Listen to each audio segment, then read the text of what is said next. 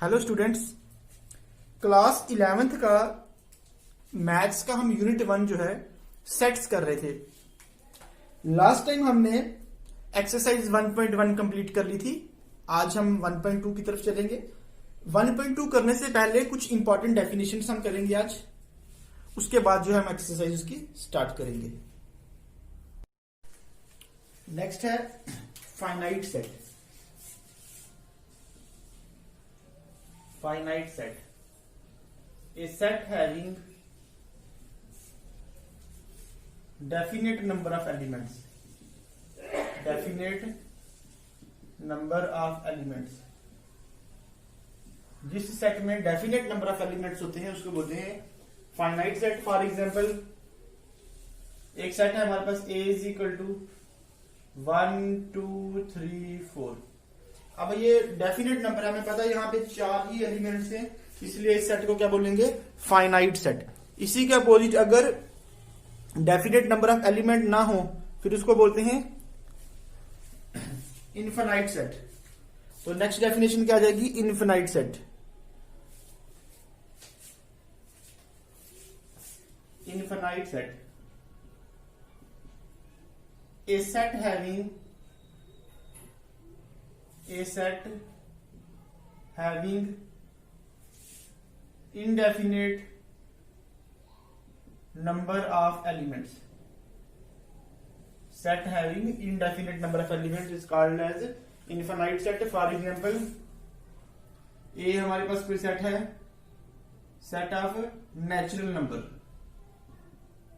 Natural number का set हो गया। अब देखिए नेचुरल नंबर क्या आ जाते हैं? 1 2 3 so on, 1 2 3 4 5 so on। ये काउंटिंग नहीं है, हमें इनफिनाइट हो गई, infinite number of element, therefore it is called as infinite set. तो ये फाइनाइट और इनफिनाइट।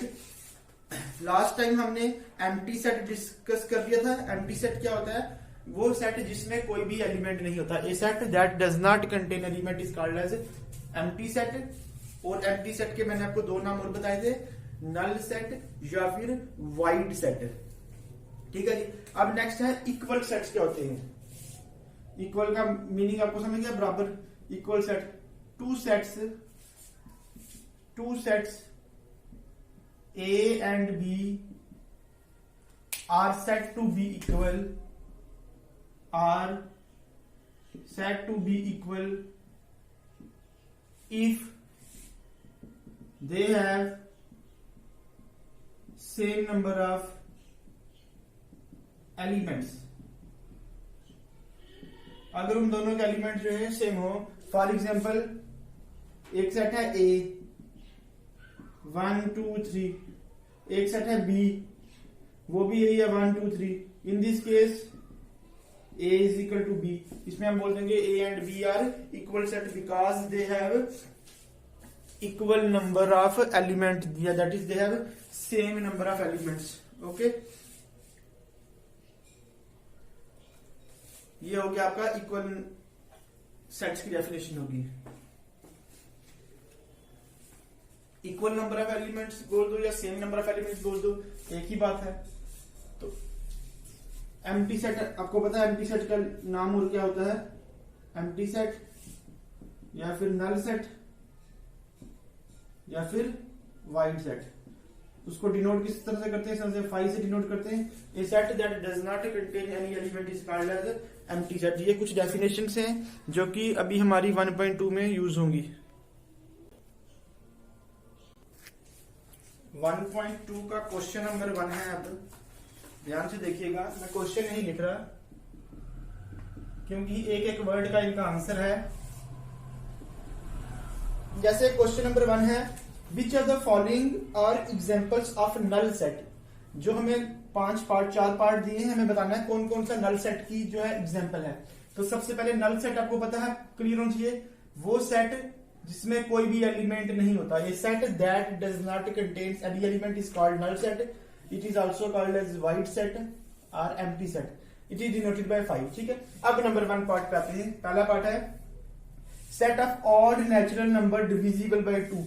ऑड नेचुरल नंबर कौन कौन से होते हैं? Odd natural number. देखिए नेचुरल नंबर तो 1 से स्टार्ट होते हैं, और ऑड तो फिर कौन कौन से आ जाएंगे, 1 3 5 सो ऑन। अब बोलते हैं set of odd natural number divisible by 2। कोई ऐसा ऑड नंबर जो 2 से डिवाइड हो, नहीं, वैसा कोई नहीं होता, इसलिए ये क्या होगा, ये नल सेट ही हो गया, क्योंकि इस सेट में कोई भी एलिमेंट नहीं आएगा, कोई भी ऐसा नेचुरल नंबर जो ऑड नहीं होता जो 2 से डिवाइड हो। ठीक है, आप कोई 99 ले लीजिए, नेचुरल भी है ऑड भी है, लेकिन 2 से डिवाइड नहीं होगा। डिवाइड मीन्स कंप्लीटली डिविजिबल होना चाहिए, रिमाइंडर जो है 0 में आना चाहिए। वैसे पॉइंट्स में तो आएगा, लेकिन पॉइंट्स में नहीं आना चाहिए आपका। नंबर 2 है set of even prime numbers. Even prime number कौन कौन से होते हैं, देखिए 2 4 6 8, सॉरी इवन प्राइम नंबर बोला है, ये तो सारे इवन नंबर आ गए, 10 12, ये सारे तो इवन नंबर है। ठीक है, अब इवन प्राइम कौन कौन से हैं, इवन प्राइम में 2 भी आता है, और इसमें और कोई ऐसा है ही नहीं प्राइम इवन नंबर जो प्राइम भी हो, सिर्फ एक 2 ही है, लेकिन एक तो है, इसलिए नॉट एम्प्टी, ये एम्प्टी सेट नहीं है, बिकॉज इवन प्राइम, तो इवन प्राइम में एक ही इवन प्राइम होता है, वो कौन सा है आपका, 2 है। नंबर 3 जो है x is a natural number, बोलता है x एक नेचुरल नंबर है, और क्या बोला साहब ने, x लेस देन 5 और ग्रेटर देन 7। ऐसा हमें नंबर बताना है जो 5 से छोटा हो और 7 से बड़ा हो। आप कोई बताइए ऐसा नंबर, खुद माइंड में सोचिए, कोई ऐसा नंबर मुझे बताओ जो 5 से छोटा हो लेकिन 7 से बड़ा हो। ऐसा हो सकता है? ऐसा कभी नहीं हो सकता। जो नंबर 5 से छोटा होगा वो 7 से कैसे बड़ा हो सकता है? इसलिए यह भी एम्प्टी नहीं है, इसलिए ऐसा कोई एलिमेंट नहीं होगा, नो एलिमेंट आएगा। देयरफॉर जब कोई नहीं आएगा तो इसलिए ये भी क्या हो गया, एम्प्टी हो गया। नंबर 4 है y such that y is a common point to any parallel lines। Parallel lines क्या होती हैं? ये पैरेलल लाइंस आ गई। अब देखिए पैरेलल लाइंस होती हैं the line which do not intersect, जो लाइन एक दूसरे को काटती नहीं है उनको बोलते हैं पैरेलल लाइंस। पैरेलल लाइंस में तो कोई कॉमन पॉइंट नहीं होता, तो ये बोल रहा है y is a point common, तो कोई भी कॉमन पॉइंट होता मीन्स 0 आएगा, इट मीन्स ये भी एम्प्टी आ गया, ये भी क्या आ गया, एम्प्टी सेट। जहां जहां एम्प्टी लिखा उसको आप या फिर नल सेट में लिख सकते हो। तो पहले वाला आपका आ गया नल सेट, दूसरा नल सेट नहीं है, तीसरा जो है वो भी नल सेट, वो नल सेट है बिकॉज ऐसा कोई नेचुरल नंबर नहीं होता, और फोर्थ वाला भी जो है वो भी नल सेट है आपका। एम्प्टी मींस नल, एक ही बात है। अब नेक्स्ट जो क्वेश्चन नंबर 2 है इसके लिए आपका सिंपल, आपको नंबर सिस्टम पे थोड़ी कमांड होनी चाहिए, even number, odd number, even prime, odd natural, तो फिर आपके लिए क्लियर है। अच्छा एक बात, एक तो बोल रहा पैरेलल लाइंस। पैरेलल लाइंस क्या होती हैं? The lines which do not meet at any point, जो लाइनें कभी नहीं मिलती उनको पैरेलल लाइंस बोलते हैं। फिर आता है intersect line, the line which intersect at a point are called as intersect line. अब नंबर 3 है the lines which are neither parallel nor intersecting. The lines, ये एक्स्ट्रा है, the lines which are neither parallel nor intersecting are called dash. जो लाइनें ना तो parallel होती हैं ना ही इंटरसेक्टिंग होती हैं उनको क्या बोलते हैं, वो मैं आपको इस वीडियो के लास्ट आगे जाके बताता हूं। जैसे वो इस तरह से ड्रा करते हैं, देखिए अब ये एक लाइन है, एक लाइन ये है, देखिए ये लाइनें पैरेलल तो नहीं है, और ये लाइनें जो है आपकी इंटरसेक्टिंग पे नहीं है। इंटरसेक्टिंग तो होंगी अगर हम इनको प्रोड्यूस करें, आगे इसको आगे बढ़ाएं, इसको आगे बढ़ाएं, फिर काटेंगे। इंट्रोड्यूस हमने प्रोड्यूस वगैरह नहीं करना है। इसी लाइन, इन लाइन्स को क्या बोलते हैं? तो चलो मैं बता देता हूं आपको भी, इसको बोलते हैं skew lines. The lines which are neither parallel nor intersecting are called as skew lines. इन लाइन्स को क्या बोलते हैं? Skew lines. अब come to question number 2। Question number 2 है हमारा which are the following sets are finite और infinite. हमें बताना है कौन से सेट फाइनाइट है और कौन से इनफाइनाइट है। तो finite means definite number of elements, infinite means indefinite number of elements. Number 1 क्या है? Set of months of a year. अब एक साल में कितने महीने होते हैं? अगर हमें पता है तो फाइनाइट है, अगर हम इनको काउंट नहीं कर सकते तो इनफाइनाइट है। एक साल में कितने महीने होते हैं? 12, फाइनाइट है, काउंटेबल है, फाइनाइट है। एक एक वर्ड का आंसर है, तभी मैं क्वेश्चन नहीं लिख रहा। नंबर 2 है 1 2 3 सो ऑन। 1 2 3 so on. अगर तो ये 1 2 3 तक होता तो हम बोल देते कि 3 एलिमेंट है हमारे पास, काउंटेबल है, फाइनाइट है। लेकिन इसने आगे जो डैश डैश डैश जो सो ऑन डाल दिया, इट मीन हमें पता नहीं कहां तक जा रहा है, तो इसलिए ये इनफाइनाइट है। नंबर थर्ड 1 2 3 सो ऑन 9900, बीच में चाहे सो ऑन है लेकिन हमें लास्ट तक पता कि काउंटिंग कहां तक है, 100 तक है, इसलिए ये फाइनाइट है, इसको हम काउंट कर सकते हैं। मीन्स यहाँ पे 4 5 6 सो ऑन इस तरह से था, जो 99 और 100। नेक्स्ट है the set of positive integers greater than 100। Positive integers बताने हैं 100 से आगे आगे, तो 100 से आगे तो सारे आएंगे, 100 से आगे 101 102 सो ऑन बहुत सारे होंगे, इसलिए क्या आ गया, इनफाइनाइट आ गया, ये भी काउंटेबल नहीं है। Number 5 the set of prime numbers less than 99। 99 से कम प्राइम नंबर, मैंने आपको कल ही कहा था, शायद लास्ट वीडियो में मैं बोला था कि मुझे सारे प्राइम नंबर्स आप बताइए कि 100 से कम प्राइम नंबर कौन कौन से होते हैं और वो टोटल कितने होते हैं। तो कुछ बच्चों ने उसका रिस्पॉन्स भी दिया था, जिन्होंने नहीं है वो घर में लिखो, सारे मुझे सेंड करो कि कितने प्राइम नंबर आते हैं 1 से लेकर 100 के बीच में, फिर आप देख लीजिएगा कि वो काउंटेबल होंगे, इसलिए उसको क्या बोलेंगे, वो भी क्या आ जाएगा, फाइनाइट सेट आ जाएगा आपका। तो ये आपका क्वेश्चन नंबर 2 है। क्वेश्चन नंबर 1 आपका बताना था कि कौन कौन से सेट एम्प्टी है, क्वेश्चन नंबर 2 में हमें बताना था कि कौन कौन से सेट फाइनाइट है या कौन कौन से सेट इनफाइनाइट।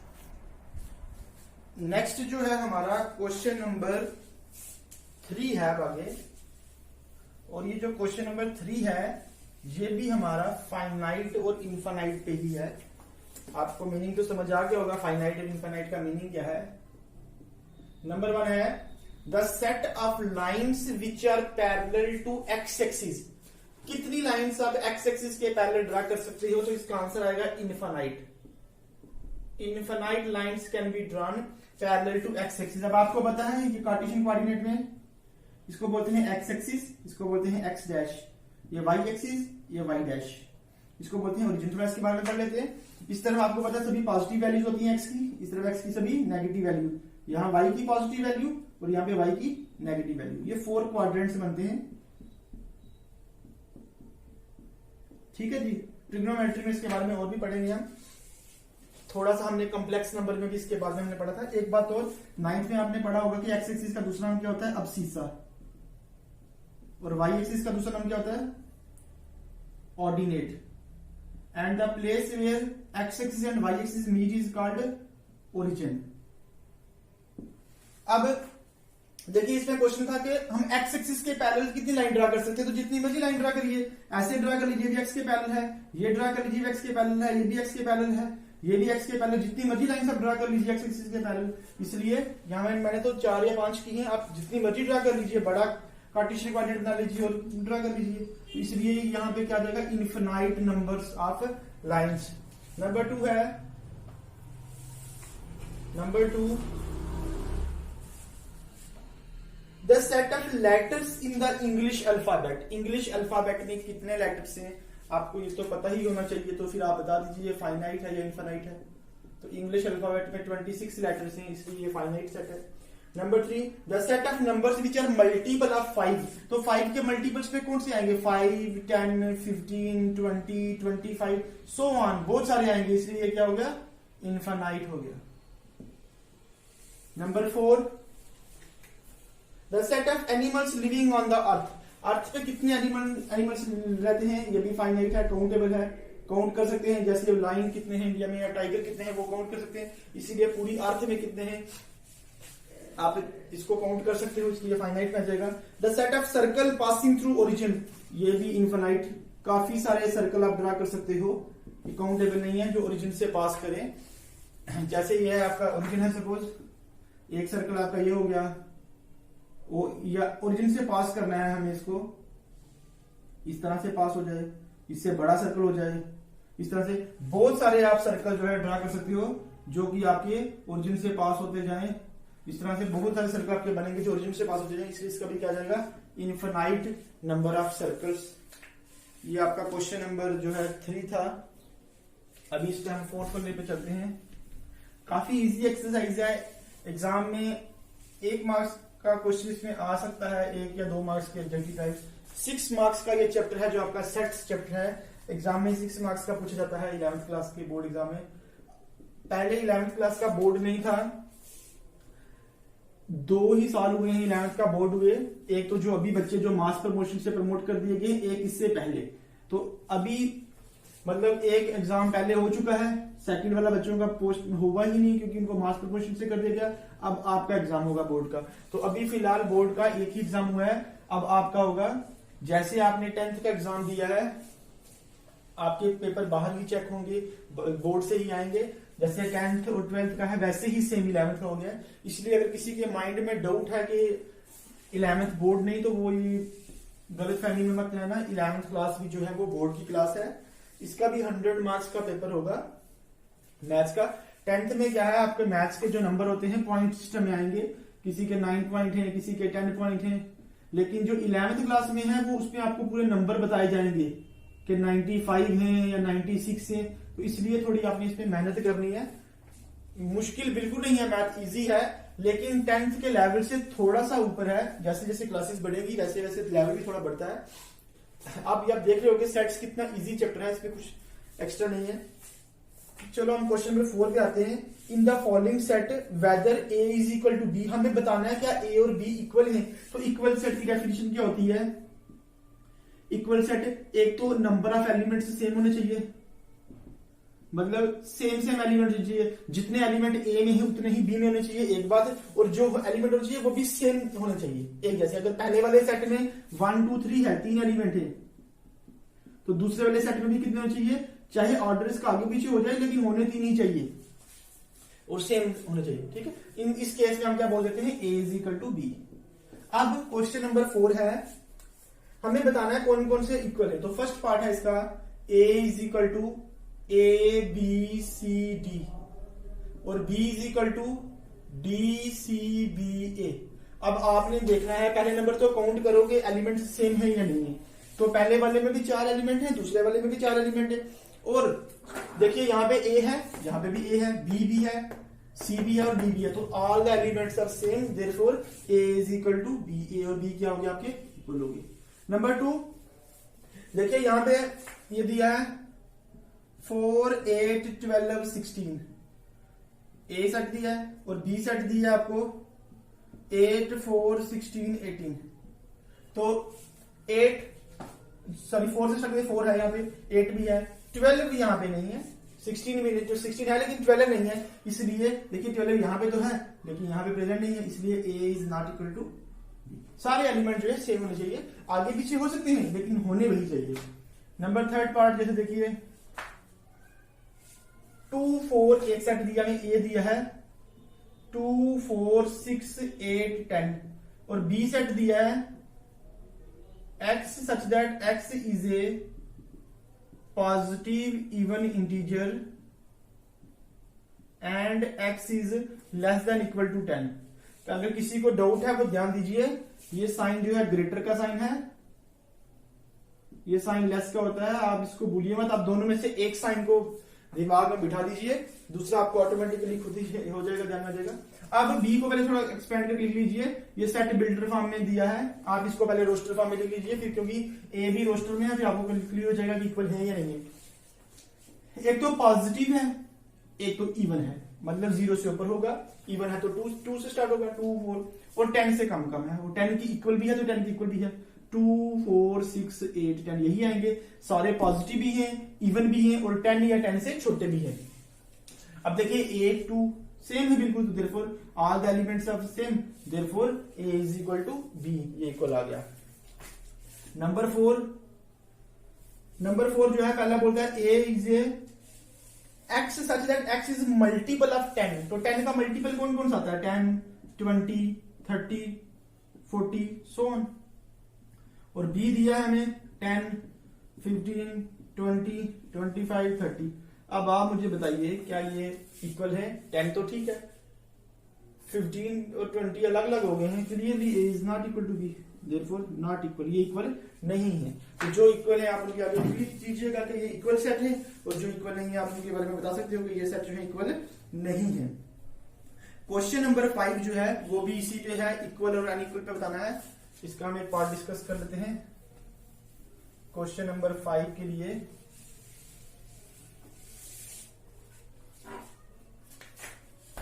क्वेश्चन नंबर 5 देखिए, एक सेट दिया में ए दिया 2 3 और बी दिया में x such that x is a solution of quadratic equation दिया x square plus 5x plus 6 is equal to 0।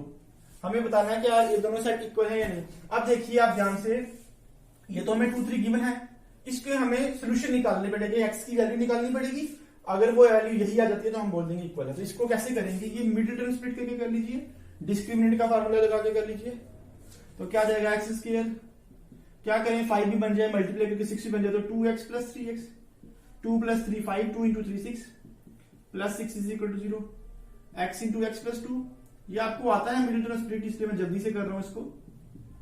इन दोनों में से x कॉमन निकाल दिया, दोनों में से 3 कॉमन निकाल दिया, ये आ गया x प्लस 2 और दूसरा आ गया x plus 3 is equal to 0। यहां से आ जाएगा या तो ये 0 होगा या तो ये 0 होगा। x की वैल्यू की आ गई -2, यहां से x की वैल्यू की आ गई -3, तो ये -2 है और -3 है, लेकिन हमें एक दी क्या थी 2 और 3 दी थी। It means a is not equal to b, वो दोनों बराबर नहीं है, क्योंकि हमें गिवन तो उन्होंने 2 3 दी थी। हमने जब उसको सॉल्व किया तो हमारा क्या आ गया, वो हमारा -2 और -3 आ रहा है, इसलिए ये दोनों सेट इक्वल नहीं है, because they do not have same number of elements. उनका ऑर्डर सेम है, यहाँ भी 2 है, यहाँ भी 2 ही आ रही है वैल्यू, लेकिन आ रही डिफरेंट है। ऑर्डर भी सेम होना चाहिए और वो वैल्यू भी सेम होनी चाहिए, इसलिए इसमें हम बोल देंगे a is not equal to b। इसी का सेकंड पार्ट और आज का हमारा भी लास्ट क्वेश्चन। ए हमें दिया है, हमें लेटर लिखना है in the word follow, follow word है, हमें इसके लेटर लिखने हैं। तो मैंने आपको एक चीज बताई थी कि आपने कोई लेटर रिपीट नहीं करना होता, तो उसमें पहले एफ आ जाएगा, फिर ओ आ जाएगा, फिर एल आ जाएगा, फिर एल है वापस नहीं आएगा, ओ एक बार आ गया फिर नहीं आएगा, और डब्ल्यू आ जाएगा। और नंबर 2 हमें बी सेट में किसको लिखना है, वॉफ, WOLF। ठीक है, आपको इनका मीनिंग तो पता ही होंगे दोनों के। वॉफ के लिए W आ गया, O भी आ गया, L भी आ गया, F भी आ गया। अब आप देख लीजिए क्या इक्वल है, F यहां भी है, यहां भी है, O भी है, L भी है और W भी है। तो therefore A is equal to B because they have equal number of elements. Order भी सेम है, एलिमेंट्स भी जो है इक्वल है। आपका इसमें क्वेश्चन नंबर 6 जो है वो मैं नहीं करवा रहा, क्योंकि मुझे उम्मीद है वो बच्चे सभी कर ही लेंगे खुद। आपने उनमें से बताना कि कौन कौन से सेट जो है इक्वल हैं। आपको A से लेके H तक सेट्स दिए होंगे, आपने चेक करना है कि जो A वाला सेट है वो और किस किस के इक्वल है, या फिर B वाला सेट और किस किस के इक्वल है। तो ये आप लोगों के लिए एक होमवर्क ही समझ लीजिए, आप लोग इस क्वेश्चन को खुद कीजिए। आप जो जो सेट इक्वल होंगे, जरूरी नहीं कि A जैसे सेट है वो 1 के ही इक्वल होगा, 2 के इक्वल भी हो सकता है। जैसे आप B वाला सेट ले लीजिए, 1 2 3 4 है B वाला, तो B वाला किसके इक्वल दिखाई दे रहा है आपको, ध्यान से देखिए। देखिए B 1 2 3 4 है, और 1 2 3 4 कहां दिख रहा है आपको, D वाले में है 1 2 3 4, तो B और D इक्वल है। इस तरह से आपने चेक करना है कि और कौन कौन सा, जैसे E और G देखिए, E भी -1 1 है और G भी 1 और -1 है, तो E और G भी इक्वल है। इसी तरह से आप बाकी भी चेक कर सकते हैं। अगर कोई और सेट आपको मिलता है इक्वल, तो आप उसका भी लिख सकते हो कि ये सेट भी जो है इक्वल है। अब जो नेक्स्ट हमारा टारगेट होगा, नेक्स्ट वीडियो में हम लेके आएंगे आपके लिए, वो 1.3 लेके आएंगे। 1.3 में हम सबसेट के बारे में पढ़ेंगे और फिर हम इसकी एक्सरसाइज करेंगे। आप लोग NCERT की जो मैथ्स की बुक है वो बुक आप लोग ले लीजिए, टेक्स्ट बुक आपके पास होनी बड़ी जरूरी है मैथ की। और अभी लॉकडाउन है, अभी आप लोगों के पास काफी टाइम है, इसलिए आप थोड़ा इस टाइम को पढ़ाई में लगाइए, यूटिलाइज कीजिए। अभी आपके पास टाइम है ताकि आपका थोड़ा सिलेबस आप कर सको घर बैठ के, जितना भी वो आपके लिए बेनिफिट होगा, क्योंकि क्लासेस थोड़े दिन तक तो लग ही जाएंगी, इसलिए पढ़ना तो है ही है, इसलिए आप थोड़ी थोड़ी तैयारी भी साथ में कीजिए। Thank you.